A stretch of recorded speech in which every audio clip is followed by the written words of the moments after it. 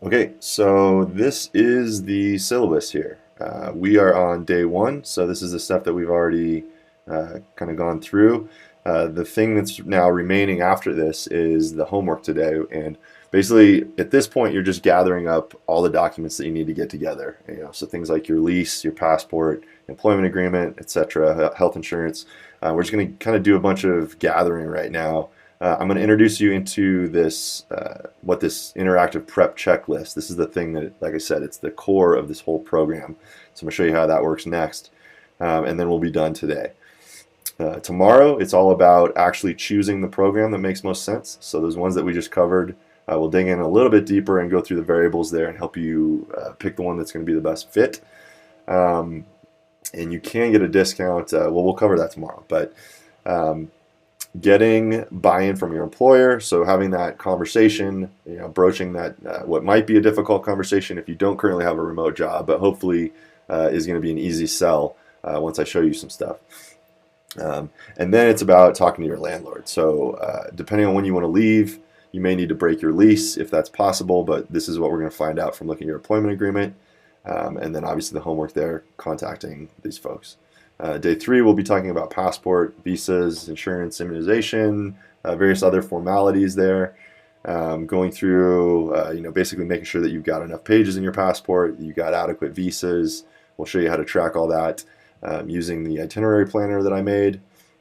We'll talk about storing all your possessions, getting traveler's insurance, handling your mail forwarding, basically all these little formalities, all the kind of loose end, open loops, as David Allen would call them. And then here's your homework. Day 4, we're going to talk about financial and communications preparation. So there's actually,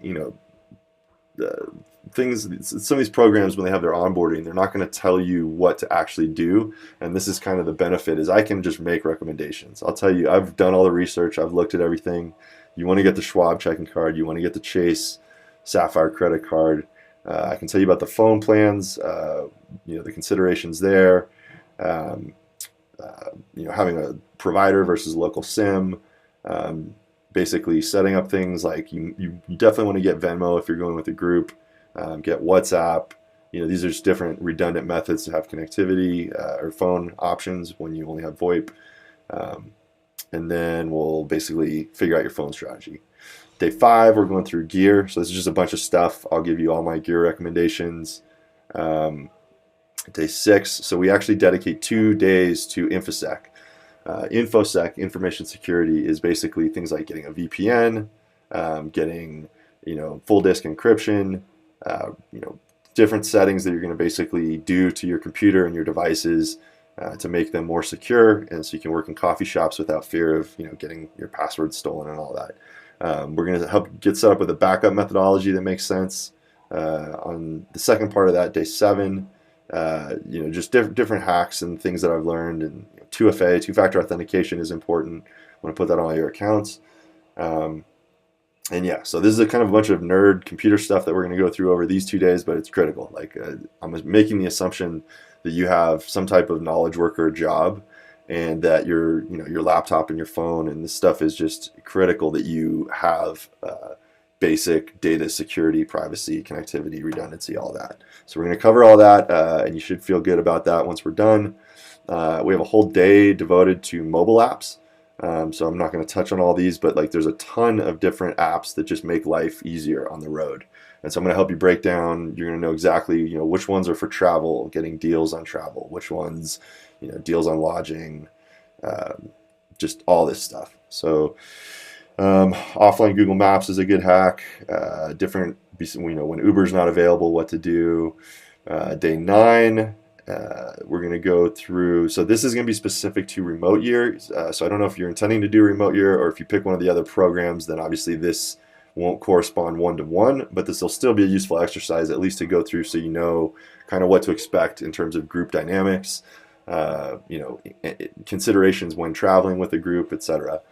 Day 10, we'll talk about memories preservation. That's kind of a fancy name for it, but basically how are you going to journal or blog or catalog this trip or document it in some way where you're going to have good methods for doing that. And there's a bunch of options there. We'll go through all of them.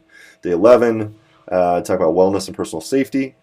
So I'll introduce you to something called Krav Maga, just a basic primer course in terms of the self-defense basics. We'll look at gyms versus like any kind of mobile gyms that you can take with yourself, and then talk about some other stuff related to safety. Day 12, art of side trips.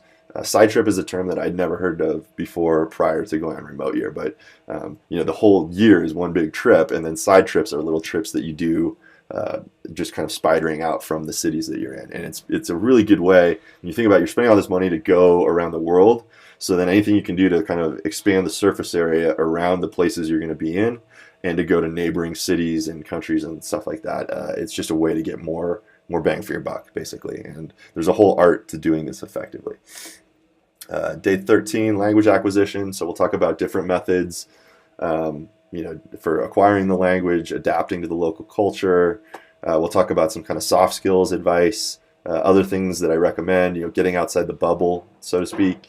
If you go with a group, it's important, I think, to try to dedicate like at least 30% of your time to getting outside of that bubble and really because it's seductive. It's too easy to fall into the trap of staying in the bubble of the folks that you're traveling with and not integrate with the local culture. And if you do that, you're missing the boat. So show you some techniques for that, some soft skills advice like dating people in your group, and just maybe some words of wisdom there.